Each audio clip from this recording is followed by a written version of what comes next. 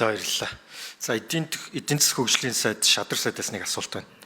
За тогтвортой хөгжлийн зорилт за 2030 нэгдсэн үндэсний байгууллагаас гаргаснаас хойш маш олон орн өөрсдийн бодлогын түвшиндээ бол интеграцийг явьж байгаа. Тэгэхээр одоо дэлхийд даяар явж байгаа трендүүдийг харахад ирээдүг ялангуяа хөгжлийн бодлого ярихад бид нэр хиймэл оюунгүйгээр төсөөлж байгаа бол өөрсдөө хоцорчод байна. Хиймэл оюун бидний төсөөлснөөс илүү бидний амьдралын аль түрүүний хэсэг болоо явцсан. Хэрвээ бид нэр ирээдүг ярьж байгаа хөгжлийн бодлого ярьж байгаа бол хиймэл оюуныг параллел хамтдаа түвшинд авч хилцэхгүй бол ингээд бид нэр хоцроод байна л да. Өнөөдөр дэлхийн орнуудыг аваад үзэх юм бол дор хаяж дэлхийн 70 орн өөрсдийн үндэсний стратеги тодорхойлцсон байна. Хиймэл оюун юу ойлгомжтой гэх юм бол хиймэл оюун бидний амьдралыг дараагийн 20, 30, 5, 10 магадгүй 100 жил бидний төсөөлснөөс илүүгээр өөрчлөх нь маш ойлгомжтой болчихлоо. Маш ойлгомжтой. Тэгэхээр бид нэр хөгжлийн бодлого ирээдүгөө ярьж байгаа энэ үед ялангуяа тогтвортой хөгжлийн зорилт 2030-тай олон улсад хэрэгжиж байгаа энэ зорилт ярьж байгаа түвшинд бид нэр хиймэл оюунгүй ярихаар хоосон яриа болчих гээд байна л да. Тэгэхээр үндэсний стратеги хизээ тодорхойлох вэ? Бид нэр хоцроод байна. Энд дээр бид нэр хэдэн жилээр аль руу хоцорсон байна. Тэгэхээр энэ хиймэл оюуны магадгүй хамгийн том давуу тал нь альва улс оронд сул талаа нөхөх маш том боломж олгоод байгаа байхгүй.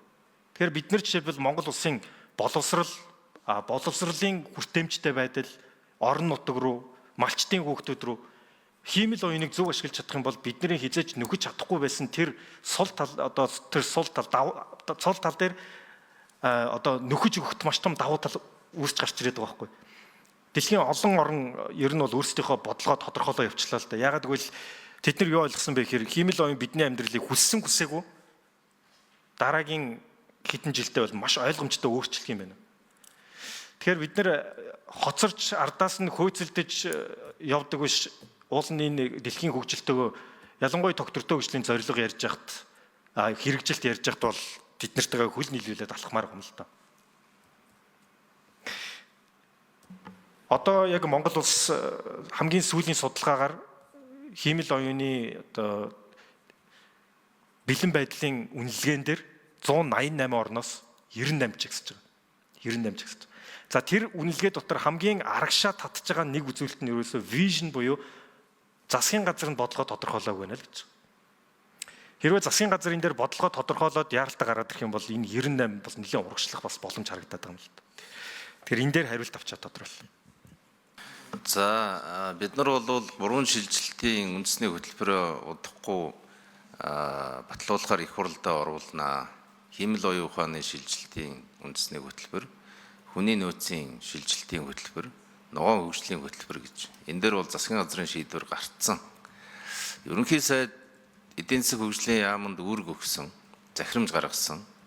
Энийгээрээ бол хиймэл оюун ухааны үндэсний хөгжлийн стратегийг яаралтай засгийн газраар оруулж ирж батлуулаараа гэдэг юм чиглэл өгсөн. 4 сард багтаагаад бид нар үндэсний стратеги гарганаа. 5 сардаа харин үндэсний хөгжлийн хөтөлбөрөө гарганаа гэсэн ийм бодолтой байна. Батнаримдал гишүүнтэй санал нэг байна. Бид одоо хиймэл оюун ухаанд л одоо бидэнд байгаа үндэсний жоохон нөөцийг юун зарцуулах вэ гэдгийг одоо ундраа гишүүн, Батнаримдал гишүүн хоёроо их тодорхой хэлж шít. Бага нөөцөө ирээдүйдээ зарахгүй мүү? Ирээдүйдээ зарж ээж Монгол цаг хугацааг товчлох боломж гарах юм биш үү гэж хэлж байгаа хоёр гишүүнтэй бол санал нэг байна. Яг энэ чиглэлээр манай энэ дэд хороо бол маш зоригтой, ойлгомжтой шийдвэрийг гаргаж үндэсний хиймэл оюун ухааныг хөгжүүлэх, үндэснийхээ шинжлэх ухааны чадварыг нэмэгдүүлэх энэ зүйл рүү хэдүүлээ хамтдаа анхаарлаа хандуулад ажиллахад бид бол болцоотой гэж би хувьдаа харж байна. Хоёрдугаарт эх жилийг бид нар боловсролын жил болгож байгаа. Боловсролын жил болгоход хүн бүрийн одоо оролцоо шаардлагатай. Боловсролын жил гэхэлэр зөвхөн боловсролын сайд хийдэг ажил гэж бид харахгүй байгаа. Хамгийн гол нь энэ хиймэл оюун ухааны шилжилтийг хийх ийм онжил байх ёстой. Нөгөө талдаа шинжлэх ухааныг бодтойгоор бий болгох ийм онжил байх ёстой.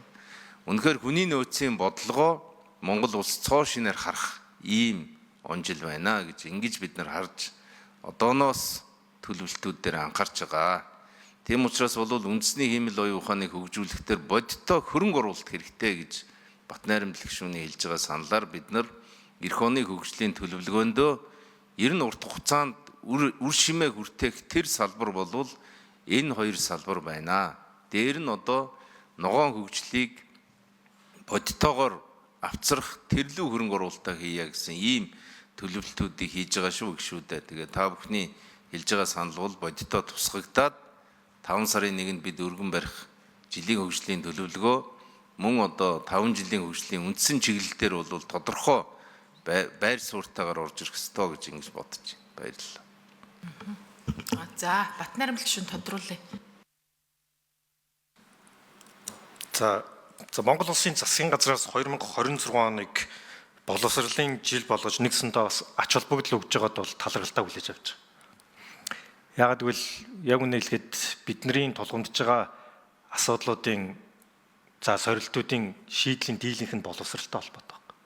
Боловсролд хөрөнгө оруулснараа асуудлуудаа тэр нь боловсрол тэрүүгээрээ дамжуул өөрөө шийдэх боломжтой. Тэгэхээр одоо юу бас ойлгомжтой болж байна гэхээр бид нар боловсрол ярихаар хиймэл оюуныг холбож ярихгүй бол бид нар аль тэрэн хоцорчод байгаа. Яг үнийг хэлэхэд боловсролын салбар өөрөө 10 жилийн хүүхдүүдээс хоцорцоо байдаг байна. 12-д ерөнхий боловсролын сургуулийн хүүхдүүд яг үнийг хэлэхэд энэ л уужгаа биднээс илүү хиймэл оюуныг амьдралдаа ашиглаж байгаа шүү дээ. Тэд нар аль түрүүн ач холбогдлыг ойлгоод амьдралаа хөнгөчлөө явж байгаа юм. Тэгэхээр боловсролын системийг боловсрол одоо хиймэл оюунгүй эсвэл хиймэл оюунтай холбож ярихгүй бол бид нар аль түрүүн хоцрон. Тэгэхээр 26 оны боловсролын жил болгож зарлаад одоо яг энэ боловсрол руу оруулах хөрөнгө оруулалт хийх арга хэмжээ энэ бүхэн дээр хиймэл оюуныг бас заавал ашиглаж оруулаарай. За тэгжээж бас бид нар боловсролын систем нь хийгдэж байгаа шинжилэл нь өөрөө тэр ерөнхий боловсролын сургуулийн хүүхдүүдтэйгээ хурдтай дүүцэж очиж шүү дээ. Тэгэхээр энэ зөвхөн яг Монгол улсад тохиолж байгаа сорилт биш л дээ. Ер нь дэлхийд даяар одоо бүх оюутан залуучууд сурагчид бүгдээрээ хиймэл оюуныг ашиглаад хичээл дээр хүртэл ашиглаа багш нараасаа илүү чадвартай ашиглаа яваад байгаа юм л да. Тэгэхээр энэ нэг зүрхийг бас боловсролын салбарын тэр хөрөнгө оруулалт тэр үйл ажиллагаараа бас анхаарахгүй бол одоо болохгүй. Ер нь цаашдаа ч гэсэн бидний хиймэл оюунтай холбоотойгоор бидний төсөөлөөгүй олон сорилтууд бас гарч ирэхийг бас ойлгох хэрэгтэй.